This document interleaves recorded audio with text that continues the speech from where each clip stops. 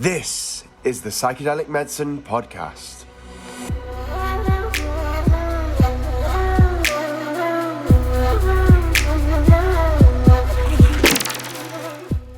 Hello and welcome to the next episode of the Psychedelic Medicine Podcast. I'm Dr. Lynn Marie Morsky, your guide on this journey, and this week we're going to be discussing what are psychosomatodelics with Dr. Ben Malcolm. Dr. Malcolm is a psychopharmacology consultant, psychedelic educator, and founder of Spirit Pharmacist. Also, I'm going to throw into his bio that he is a very beloved member of the board of the Psychedelic Medicine Association. Had to get that in. Now, before we get to this interesting discussion with Ben, just a reminder that the Psychedelic Medicine Podcast is for educational and informational purposes only. Nothing here is to be construed as, did you hear that in the background? I accidentally hit my cymbals on my drum set. Nothing, that's how much I talk with my hands, even though nobody is looking. Nothing here is to be construed as medical or legal advice. And one more reminder that the Psychedelic Medicine Association is an association that has been created, as I mentioned, Dr. Ben Malcolm is on our board. It was created to educate clinicians around the world on psychedelics and their safe use. And so when there is a psychedelic option available to treat a patient's condition, then we want clinicians to feel comfortable having those discussions with patients, referring them to a psychedelic practitioner when appropriate, even maybe in the future when things are legal, prescribing that psychedelic medicine. So if you are a clinician and you would like to learn more, please visit us at psychedelicmedicineassociation.org. Now, without further ado, thanks so much for joining us today, Ben. It's a pleasure to be here, Lynn Marie. Now, Ben and I, we go way back. I guess years in this in the psychedelic world. That's a long time. The 3 years or so we go back, and Ben is one of the most beloved people to do webinars for the Psychedelic Medicine Association because he has so many answers to different psychopharmacological questions. And so when he came to me and said, "I've got this concept of psychosomatodelics," I had to learn more. And so here we are, Ben. I would love if you could describe what is or what are psychosomatodelics. Well, they're rebranded psychedelics. It's not that there's nothing new that's discovered with this word really at all, right? It's more something I've been thinking about lately in the context of, I would say, the genesis of taxonomy around psychedelics, and then kind of looking at what is being discovered around the neuroscience of psychedelic, and then maybe correlating that a little bit with some theory on how psychedelics are working, as well as some of the observations that we have from clinical studies or trials as to kind of what kinds of side effects a person normally or typically experiences. So, where should we start? The taxonomy, maybe? Yeah, well, you Yeah. could start by reminding people or letting people know if they don't in the first place, what does psychedelic mean?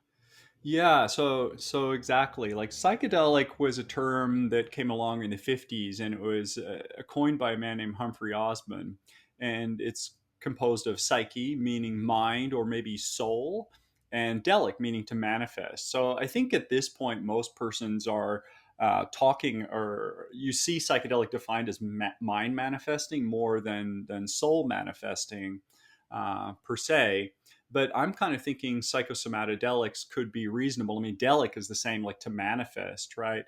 But I just feel that the psychedelic experience is inherently larger than brain or mind, and it's more of a mind body kind of experience. And it would be worth recognizing the kind of mind body contribution that is happening as far as the types of experiences persons are having, and maybe even the ways that psychedelics are working to provide a true felt sense of relief for persons. So yeah, when psychedelics, well, not first discovered by the West, they were kind of termed psychotomimetic, meaning to mimic a state of psychosis from an observer's perspective, right? So the first word that kind of came along with psychedelics was essentially from the observer perspective. It kind of looks like a person that's intoxicated with a psychedelic is in a state of psychosis, right?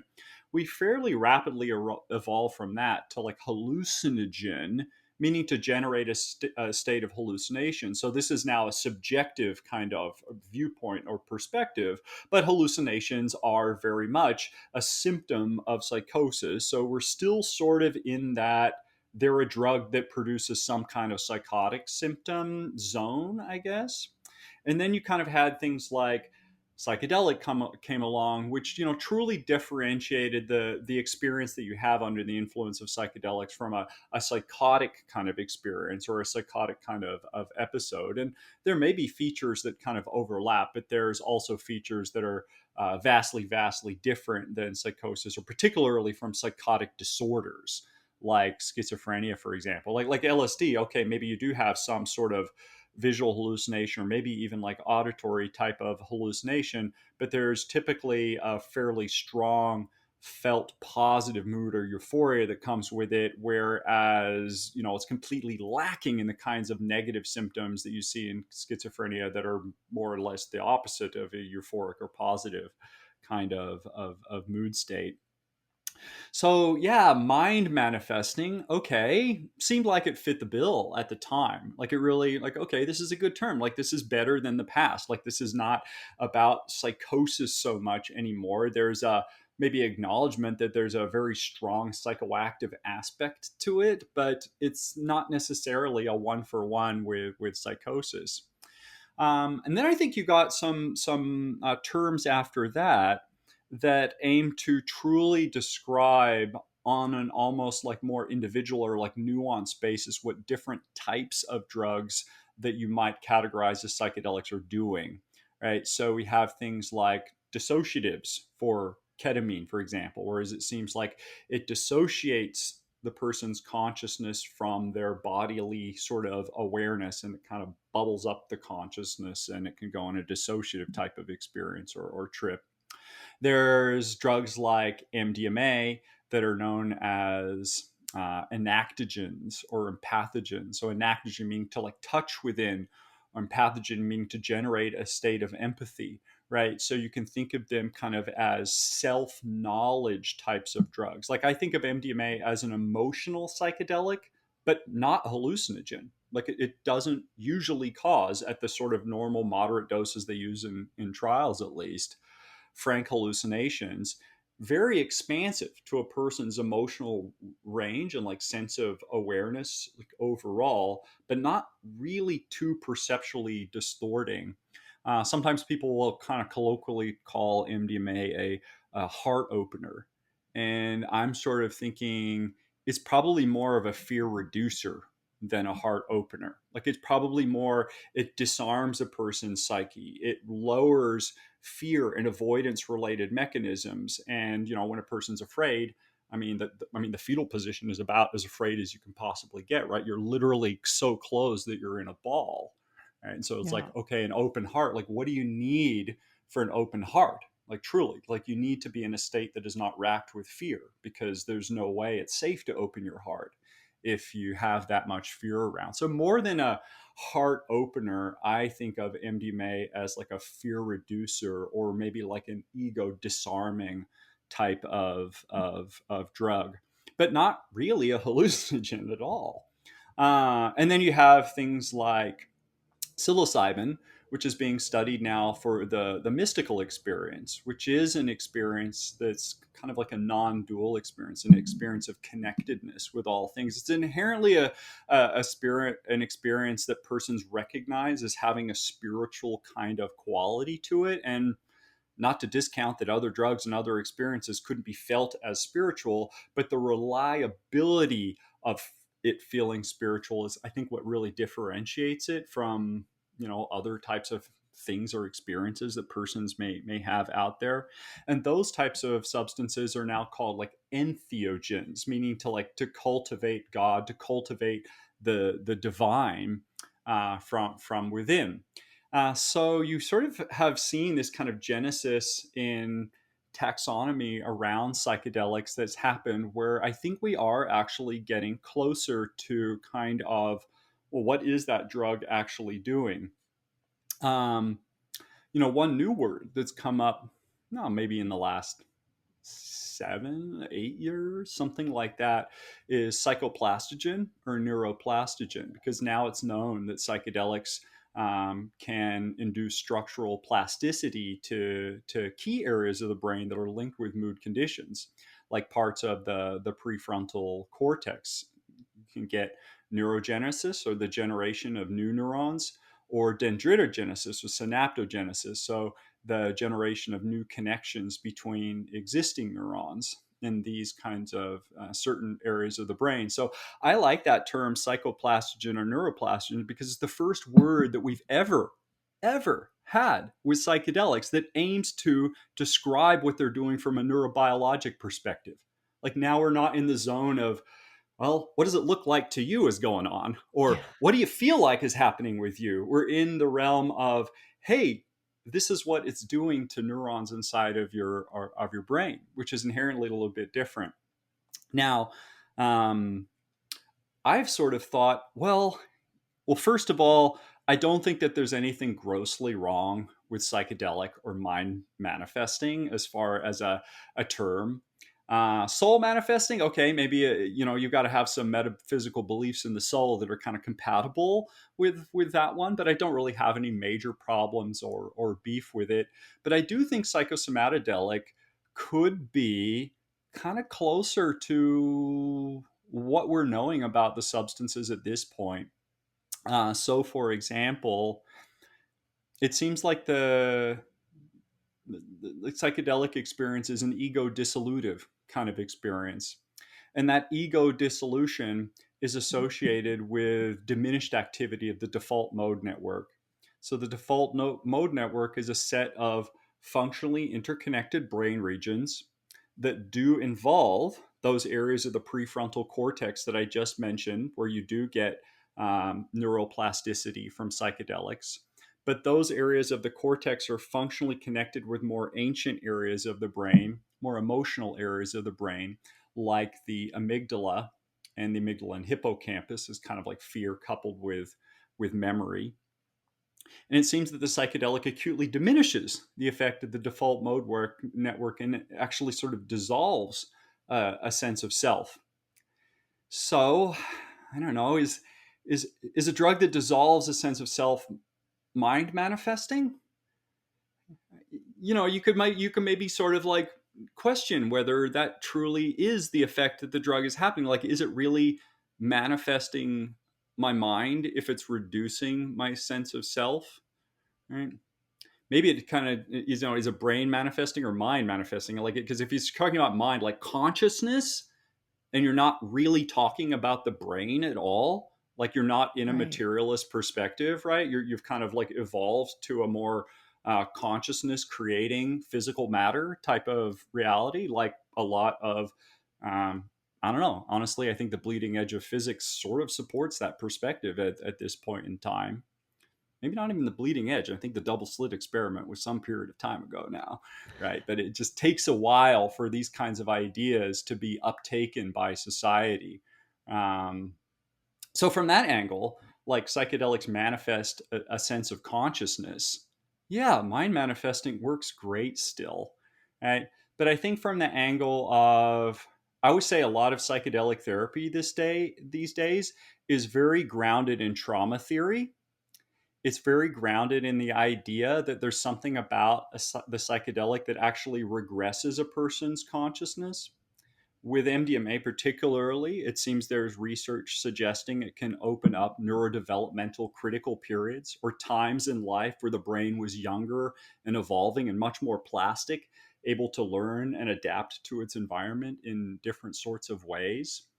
And it seems like the kind of idea is that you could go to maybe the etiology of a person's illness, and so much illness is caused by adverse childhood experiences, whether they be psychological illnesses, substance use disordered, or physical illnesses. All of them are linked with trauma somewhere between age and 0 and 18. The larger the number of traumatic events, the higher the chances and correlations you're going to have mental, physical illness, or drug use problems as an adult. So it seems like there's something about the psychedelic that can affect this period of time that the person was developing in this way.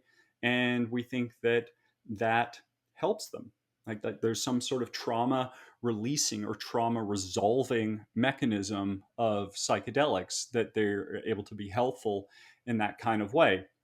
And if I had to kind of think of the maybe quintessential trauma text out there that's talking about this, it would be the body keeps score. It wouldn't be the mind keeps score. It wouldn't be the brain keeps score, right? It would be the body keeps score.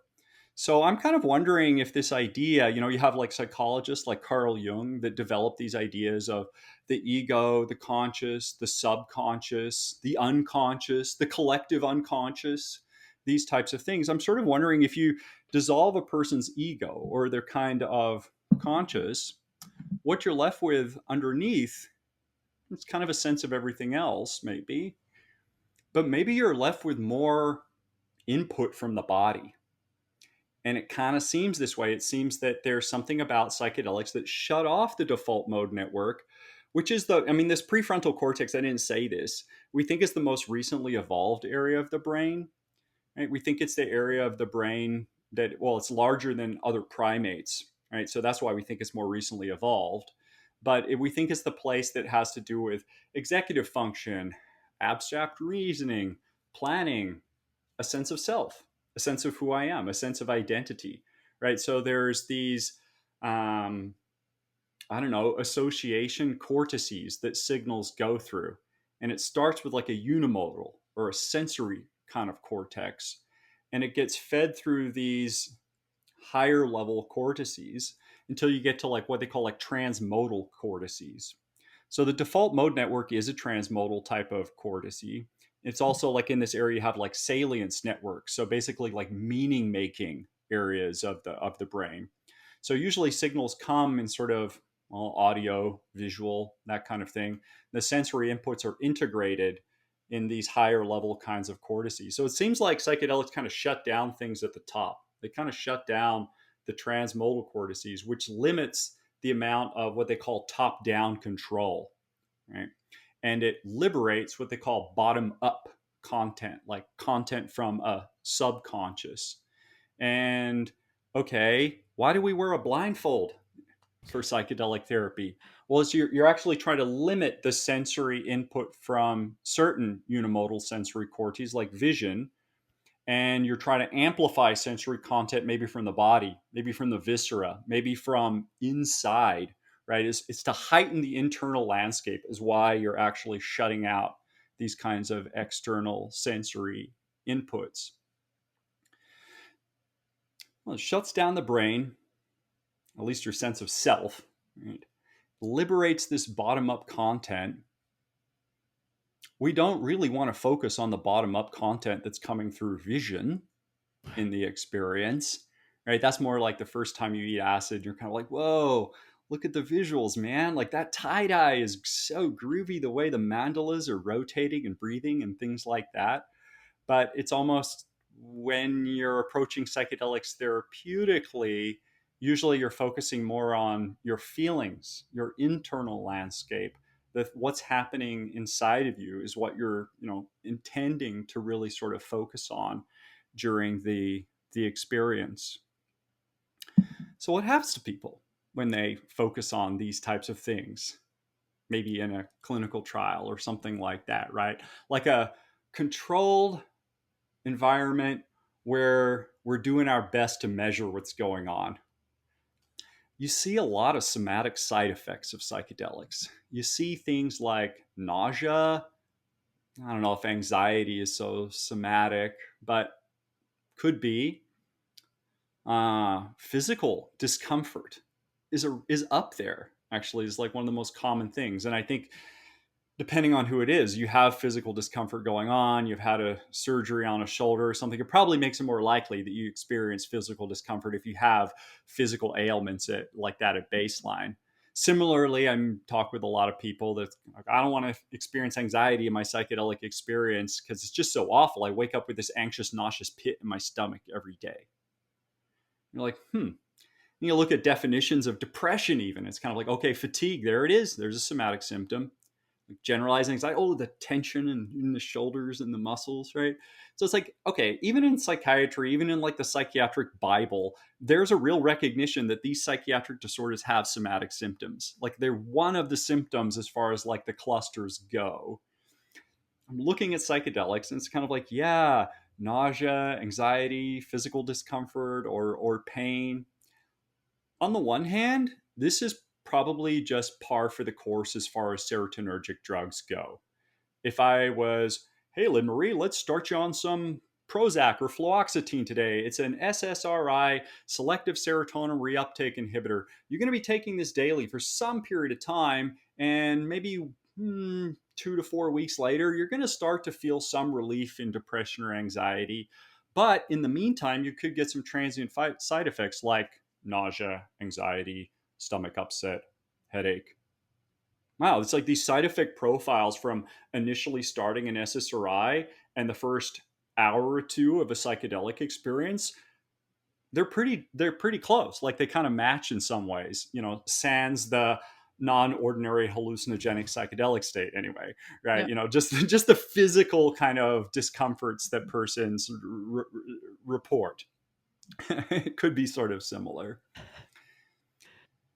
So, and then you have these people that are kind of like, well, those challenging effects are therapeutic opportunities. And I think I'm one of them, to be honest. And I think this is why I'm calling them psychosomatodelics, or at least throwing the term out there for people to kind of like think about and consider, is that I really think that there is something to this. Like maybe a step above MDMA or psilocybin as far as somatic effects would be something like ayahuasca, right? Where it's kind of like, okay, it's beyond nausea at that point. It's like a 50% emesis type of thing, probably like a 30% diarrhea on, any given drink of ayahuasca. And it makes sense. It's more serotonergic. It's got the MAOIs in there. So there's a real like serotonin or monoamine boosting effect that you're getting, as well as the kind of psychedelic effect.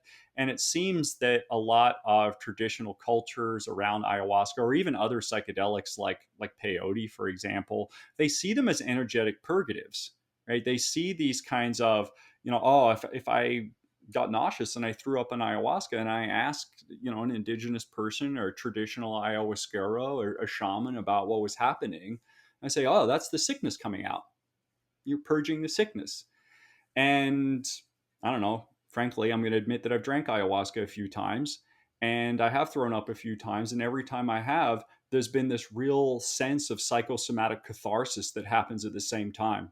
It's not like I have food poisoning and there's a bad burrito and it's just like, I just want it to come out and it's just not really coming out. It's usually more kind of like a building, a feeling of sickness that's in me. Oh, what's happening? I feel sick. I feel poisoned. And then the poison comes out. And it's a wise act of the body, nausea and vomiting. The only time the body wants to reverse this energy flow is when it's sick and poisoned and wants to get rid of something. All the energy normally is in through the mouth, through the GI tract, and out the anus. It really takes a lot for the body to decide that it wants to go the other direction. It's a clear message from the body that it's sick, it's poisoned, and it wants to get rid of something. You can go ahead and chalk it up to these psychedelics are serotonergic. You've got serotonin receptors on the vomiting center in your brainstem. Most serotonin is produced in the gut. Just a physiologic effect of the psychedelic. It makes you nauseous. Come on, dude. It's like, for sure, 100%. Not disagreeing in any way, shape, or form. But maybe there's other things that you do. Maybe you don't quite eat right. Maybe you don't take care of yourself right. Maybe you got a toxic job. Maybe you got some toxic people or toxic relationships. Maybe you're suffering and being poisoned in other areas of your life too. And so when you feel sick with a psychedelic, when you feel nauseous with a psychedelic, akin to Stan Groff's techniques with holotropic breath work, the idea is actually to lean into that nausea. The idea is to make that nausea bigger. Can I breathe into the nausea? Can I invite the nausea up into my chest and throat? Can I palpate parts of my abdomen up my throat? Try and find the part on the vagus nerve that makes me want to gag?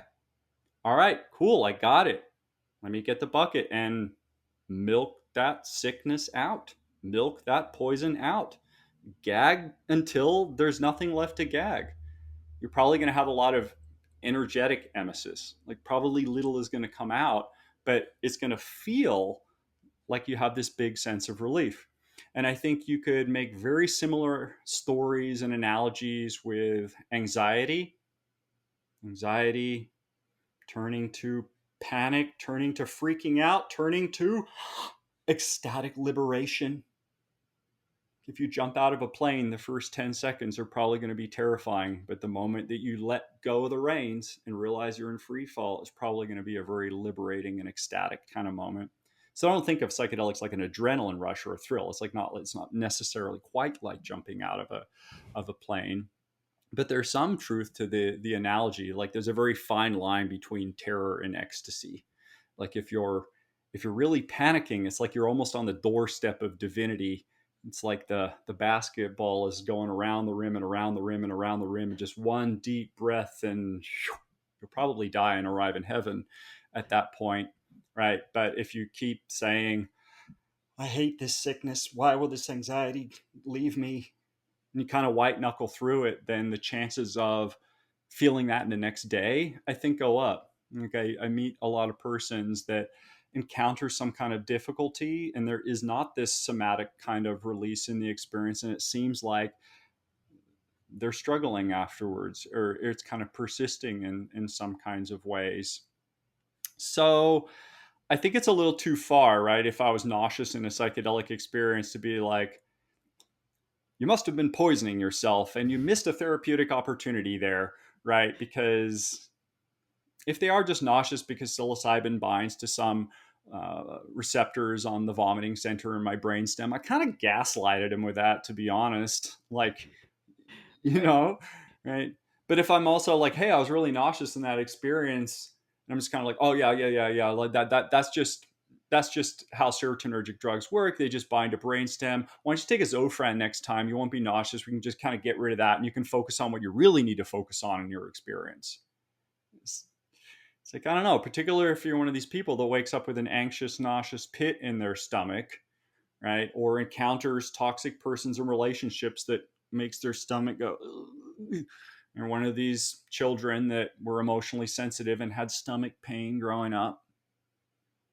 Maybe that's something that you want to lean into and think about more, and sort of like start thinking like, yeah, that could be a therapeutic opportunity for me.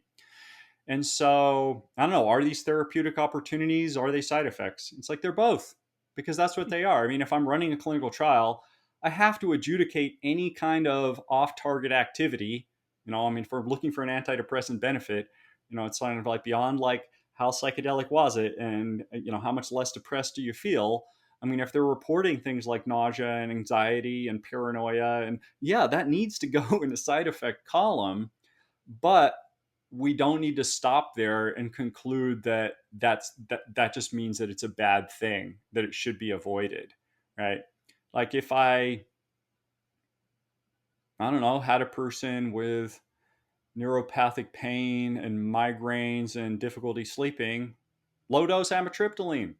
It's a prophylactic migraine agent, works for neuropathic pain, and it causes drowsiness.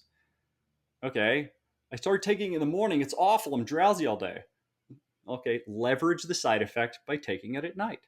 Right? So it's like there are ways in all sorts of areas of therapeutics and medicine that we take what we kind of consider a negative or like an unpleasant or off target activity of a substance or drug and use it for a benefit. And I think that psychedelics are no different. So when I look at sort of like research coming out of Johns Hopkins, and they're kind of like, well, benefits seem clearly associated with a mystical experience. Like if we can achieve a mystical experience, it seems like there's a whole lot of good as far as psychosocial functioning, reduction of mental symptoms, adoption of spiritual practices. There's a whole lot of good that flows out of that mystical experience. But then you have the psychedelic community that's kind of like, but what about those challenging things? What about the difficult trip? Like, what about the hard emotional aspects of psychedelics? Like, those are beneficial too. And it's like the research is less clear on that. The research isn't quite like, well, yeah, oh yeah, like if you struggle with anxiety, then that bodes well for your anxiety condition.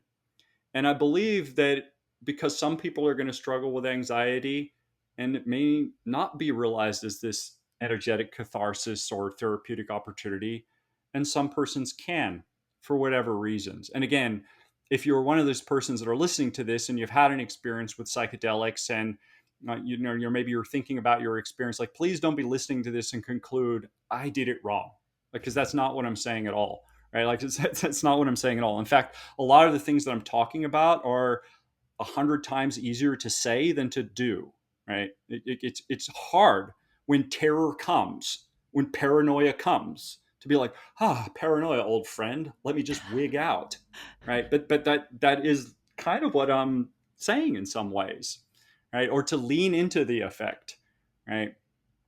And I Okay, and I'm I'm anxious. Can it become the kind of panic where it's like a tea kettle whistling? right. Whistle. Yeah. Yeah, I'm assuming go that ahead. that part of what could facilitate that is having an actual guide or facilitator who is well versed in maybe somatic therapies, or like we want everybody to be trauma informed, but I'm not always sure that the trauma informed programs include those somatic practices. So it sounds like if our guides were better trained at that, then they could help people through those really uncomfortable states better. Yeah. And I think it is part, like a lot of psychedelic training. Oh, we do recommend a somatic method, Hakomi. Like there again, like it's not like this is like a revolutionary kind of like the word is new, but like everything I've been like talking about so far is out there. It's known by a lot of persons in the psychedelic community. There's a lot of guys out there that integrate somatic techniques, somatic breath work. They're trained in somatic modalities, right? So it's not like, I don't know, the way it's being conducted is so wildly off the mark that everything like needs to like shift and change. I just think that we've gotten to the point where we know enough about the side effect profiles, the neuroscience or the neurobiology of psychedelics to really question whether mind manifesting is the best term. And particularly if you're approaching psychedelics for healing of trauma, than thinking of them as energetic purgatives that have a psychosomatodelic or full mind body manifesting type of experience might allow you to just sort of wrap your head around what the psychedelic experience is or what it's doing a little bit easier, instead of sort of thinking that I'm going to take all of this somatic trauma that I have that I'm triggered and I'm going to lay still like a Buddha and solve it in my mind. Right. Is kind of like, and I think that when people read stories about mystical experiences and how psychedelic therapy works in news outlets and things like that, it is very much like if you achieve the mystical experience, you get it. And it's kind of like, well, yeah, I'm not trying to doubt that achieving that, there's so much good that flows out of it, but there's so much else that we could do with the rest of the experience, or just to broaden people's idea of what the psychedelic experience is so they're just better able to understand that these things could happen them. I don't know about expect, like you would never expect side effects because they happen on a probabilistic rather than a guaranteed kind of basis, but anticipate and be prepared to manage them in ways that aren't terrifying.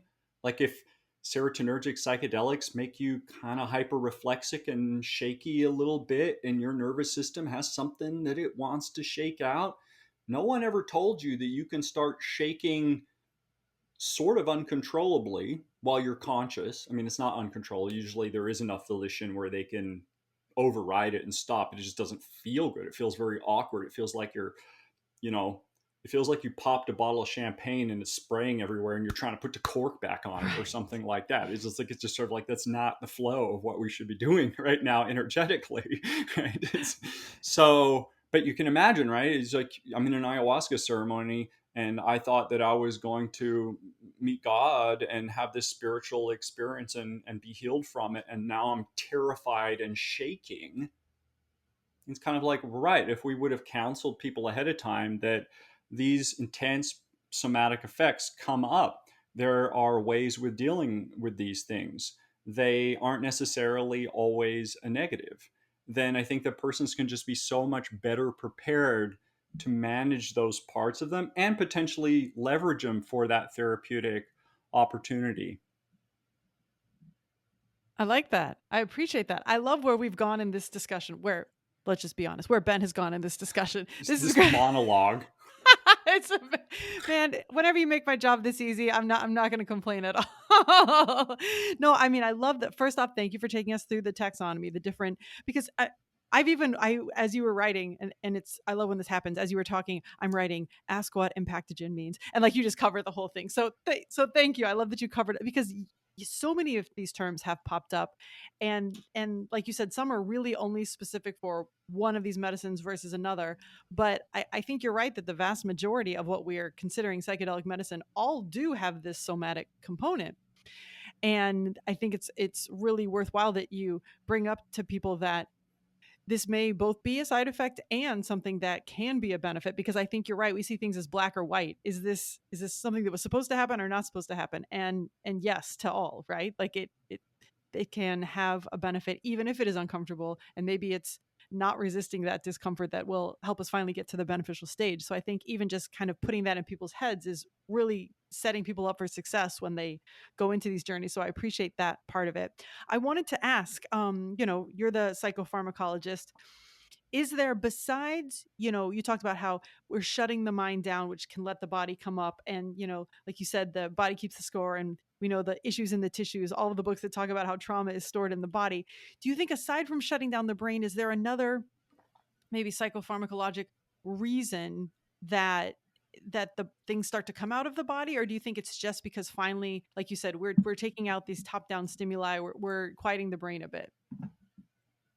There could be.